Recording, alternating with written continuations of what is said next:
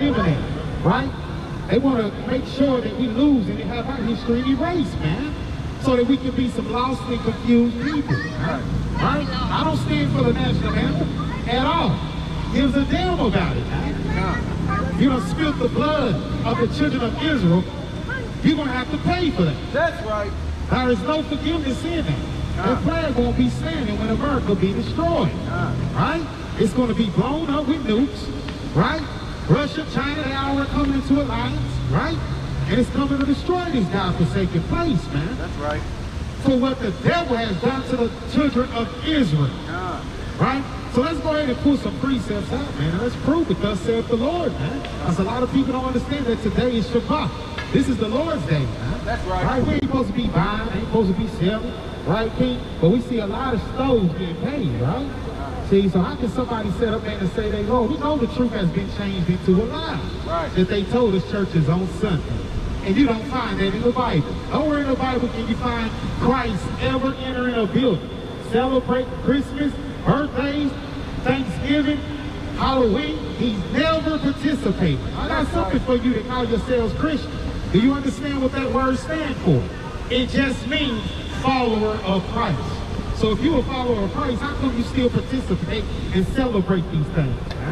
Right? But let's get a couple of precepts real quick to show you, according that America has blood on its hands. That's right.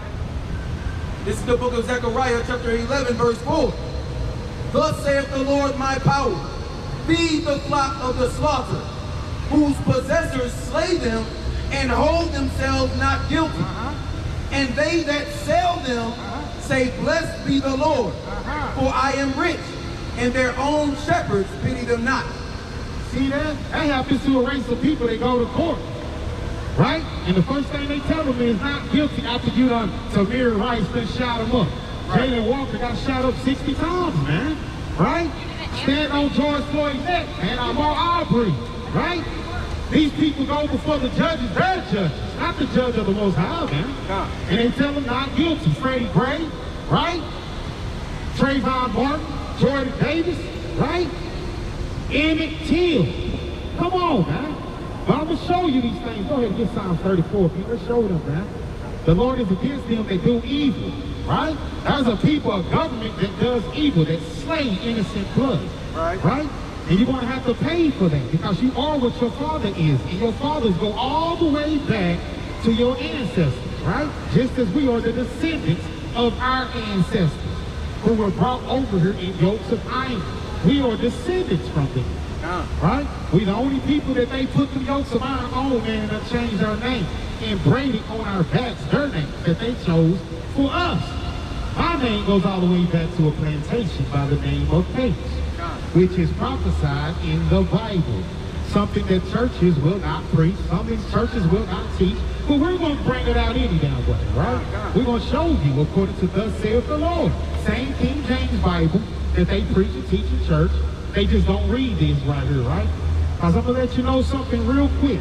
Christ died for the children of Israel, and Christ will return for the children of Israel. That is you, so-called blacks, Hispanics, and Native Americans. We fit the curses in Deuteronomy 28:15 on down to 68. What other nation of people fit those? Nobody but us. So let's bring out a couple of precepts, thus saith the Lord.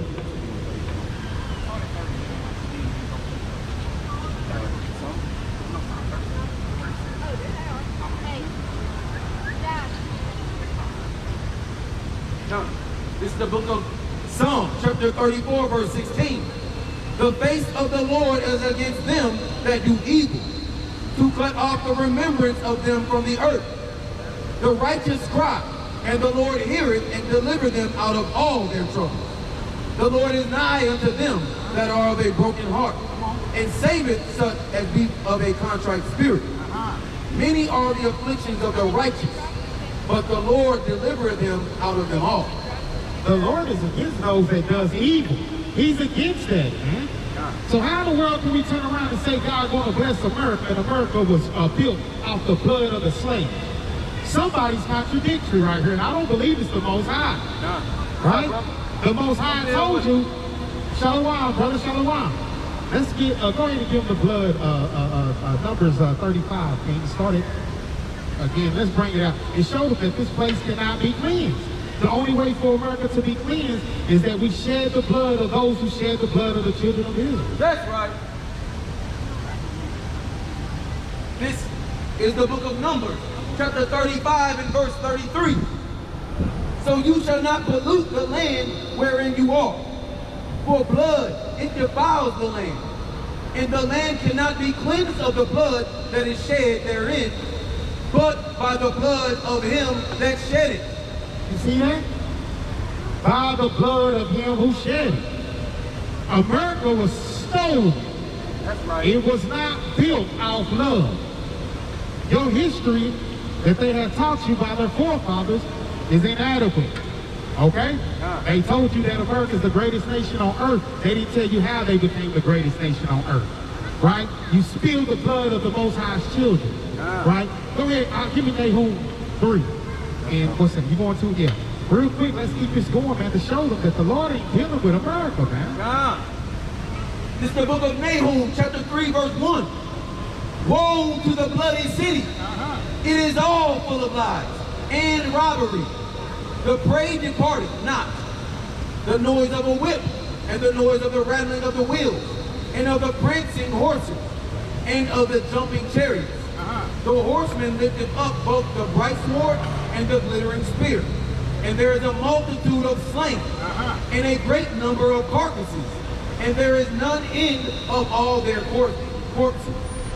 They stumble upon their corpses, because the multitude of the whoredoms of the well-favored harlot, the mistress of witchcrafts, that selleth nations through her whoredoms, and families through her witchcraft. Behold, I am against you, saith the Lord of hosts, and I will discover your skirts upon your face, and I will show the nations your nakedness, and the kingdoms your shame. You see, the Lord already separating, already telling you in his word, man. Right? He's going to burn this thing down to the ground, man. You know, if any of y'all got kids and children, if they were slain and murdered, you don't want no forgiveness. You want blood for blood. That's right. That's what the prophet Ezekiel said, right? Did you know our ancestors was the one that hung the tree? That's in the Bible. Matter of fact, let's pull that out as well, because I know churches don't read from the Bible, right? Right. They like to pick things. They like to take what sounds good and take this word as their possession. But I'm going to show you that my ancestors hung from trees in the word itself. This is the book of Acts, chapter 13, verse 29. And when they had fulfilled all that was written of him, they took him down from the tree. Down from what? From the tree. And laid him in a sepulchre. But God raised him from the dead. Give me that one too in Galatians 3 real quick. You see that? Took him down from a tree. There's been a nation of people that's been hanging from a tree called strange fruit. That's right. That is factual. This is something they won't want us to know. What's going on, King? Shalom, shalom. Right? All praises to the Most High, man. That's why we come out here for the lost sheep, man. The Lord scattered his people to the four corners of the earth. Right? Did you get it, King?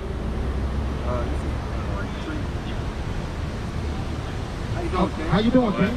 All right, all right. You got any questions? Have you ever seen this? You know, this is all of this, you know, they have to do your forefathers. Change right here.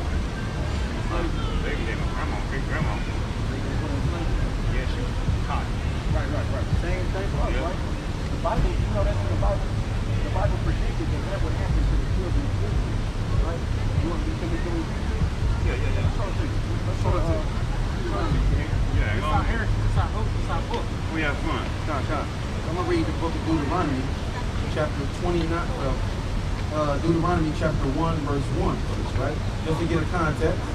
I'm going to show you who the book of Deuteronomy is talking about, or talking to, and then we'll go into what I'm going to show you. It's the book of Deuteronomy chapter 1, verse 1. These be the words which Moses spake unto all Israel on this side Jordan in the wilderness. So we understand that Moses is writing this book to the Israelites. But watch this. The Bible says, Deuteronomy chapter 28, verse 15, But it shall come to pass, if you will not listen unto the voice of the Lord your God, to observe to do all his commandments and his statutes which I command you this day, that all these curses shall come upon you and overtake you. The first one is, look, verse 16. Cursed shall you be in the city. Now when you go to any city in America, or any major city in the world, who's in the worst situation?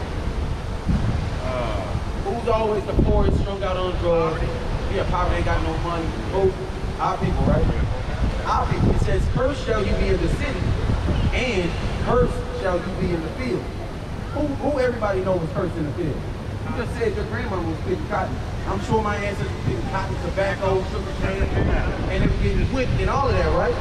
But the Bible says that Moses is talking to the Israelites, not black people. Israelites, right? Okay. He said, cursed shall you be in the city, cursed shall you be in the field, right? Check this out. It says, verse 32, your sons and your daughters shall be given unto another people. Didn't that happen to us in slavery? When he's talking to the Israelites, right? All right. And your eyes shall look and fail with longing for them all the day long. If there shall be no might in your hand, you're not going to be able to do nothing about it. Right? That's what happened to us, right? Let me read you one more. Check this out. Verse 68. And the Lord shall bring you into Egypt. Now, Egypt, we know the Israelites were in Egypt with Moses, and Moses brought them out, right? Remember that? What were they doing in Egypt? Remember? They were slaves in Egypt, right? And Moses got us out of that slavery, but the Lord got us out by the hand of Moses. I'm going to read you. I'm going to show you what Egypt